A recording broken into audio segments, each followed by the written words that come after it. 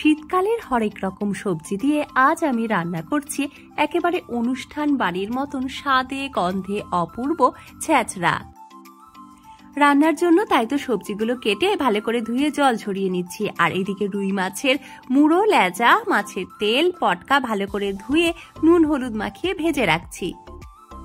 মশলার জন্য আমি নিয়ে নেব 2টো পেঁয়াজ কুচি, তার সাথে জিরে আদা বাটা, ধনে গুঁড়ো, কাশ্মীরি লঙ্কার গুঁড়ো, নুন, হলুদ, পরিমাণ মতন চিনি, আর নামানোর সময় দিয়ে দিতে পারেন একটুখানি গরম মশলার গুঁড়ো। সব সবজিগুলো ধাপে ধাপে ভেজে নিচ্ছি, আর সবজি ভাজার সময় দিয়ে দিয়েছি অল্প একটু লবণ, এতে করে সবজির সাথে লবণ খুব ভালো করে মিশে যাবে। ফোড়ন থেকে ভাজা গন্ধ বেরোলে দিয়ে দিচ্ছি বাটা মশলা, আর তারপর কড়াইশুঁটি মাছের মুড়ো দিয়ে কষিয়ে নেব বেশ কিছুক্ষণ।